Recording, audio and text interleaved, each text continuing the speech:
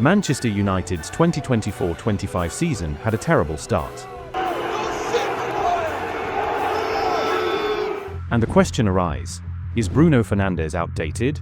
They are out of title race, and also out of the Champions League qualification and Europa League qualification race. The team has struggled with poor tactics, which have only gotten worse under both Erik ten Hag and his replacement, Ruben Amorim. With 7 goals and 7 assists in 27 league appearances, Fernandes is struggling because of tactical problems. Look at his stats, season-on-season decline, not because he is getting worse as a player. United's 12 points from their first 10 Premier League games represent their worst start in the competition's history. So what is the current situation of the United? Why did Fernandes fail at United? What is the club's current issue? Let's find out in this video. So before going into the video, if you are new to this channel, please subscribe, and after the video, drop your conclusion. So let's get started. Current situation of the club. Based on the latest Premier League table, United is currently in 14th position. This is a significant underperformance for a club of Manchester United's history and expectations. What was the main reason? Lack of goals. The Premier League table indicates that United has scored only 34 goals in 28 games. This is a low number for a team aiming for the top positions and suggests struggles in attacking effectiveness and converting chances. Defensive issues. Conceding 40 goals in 28 games also points to defensive vulnerabilities. A leaky defense makes it difficult to win consistently, even if the attack improves. The negative goal difference -6 further highlights this imbalance between attack and defense. Inability to win consistently. With only 9 wins in 28 games, and a high number of losses 12, United lacks the consistency to climb the table. They are struggling to put together winning streaks and often drop points in winnable matches. The Premier League is incredibly competitive, with many strong teams fighting for the top positions. Despite their improvements, United faces stiff competition from clubs like Nottingham Forest, Bournemouth, Brentford, and others who are currently performing exceptionally well. Can we blame Fernandes for this current situation? No. But somehow it connects to Fernandes. So why Fernandes failed at United?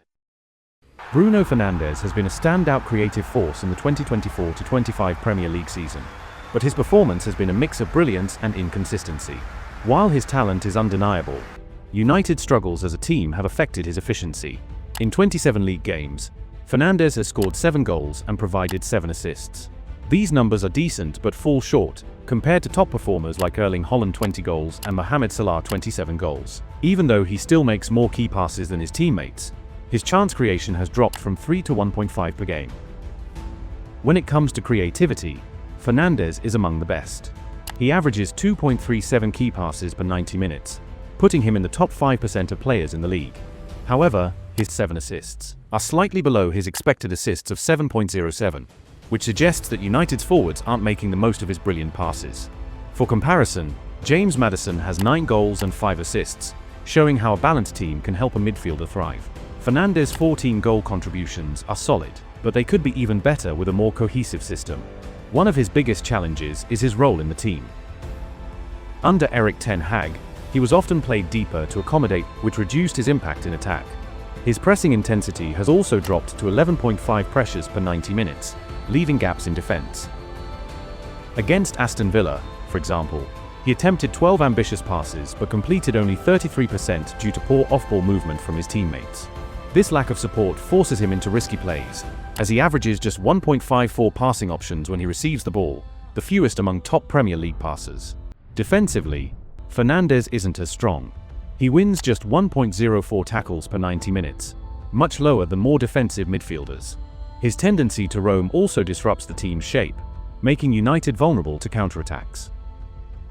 Off the pitch, his leadership has been questioned. With 2 yellow and red cards, his frustration often shows, and his visible reactions, like throwing his arms up at teammates, contrast with the calm, commanding presence of past United captains like Roy Keane. Despite these challenges, Fernandes remains one of the Premier League's elite creators. His vision and passing are world-class, but his overall impact is limited by United's tactical issues and his own defensive shortcomings. For Fernandes to truly shine, the team around him needs to step up.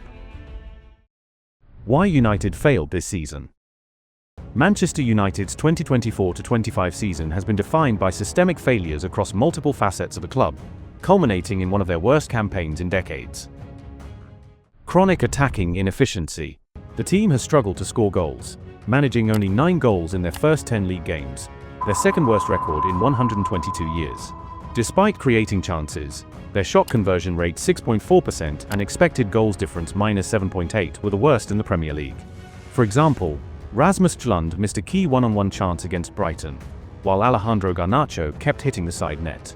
Even in a 3-0 win over Southampton, the goals came from set pieces, not open play. Tactical mismanagement. Switching managers from Erik ten Hag to Ruben Amorim made the team's problems worse.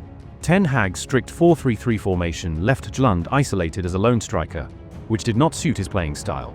Even after Amorim took over and changed to a 3-4-3 formation, the team's creativity got worse. In a 0-0 draw against Crystal Palace, United had only 2 shots on target. The confusion was clear in a 3-0 loss to Bournemouth, where defenders kept losing aerial battles, and midfielders failed to mark their opponents. Defensive fragility. Injuries and bad signings weakened the defense, leading to 32 different defensive lineups by December. Lisandro Martinez's repeated injuries meant United had to rely on shaky pairings like Harry Maguire and Victor Lindelof, who gave away easy goals against Nottingham Forest and Wolves. Goalkeeper Andre Onana's inconsistent performances, including a big mistake in a 2-0 loss to Newcastle, made things even worse. Managerial and structural dysfunction.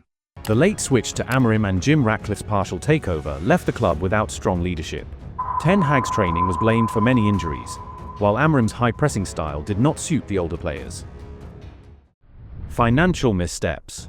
Even after spending £400 million since 2022, bad signings like Antony, 1 goal before his loan, and Mason Mount, 2 assists in 14 games, left the team unbalanced.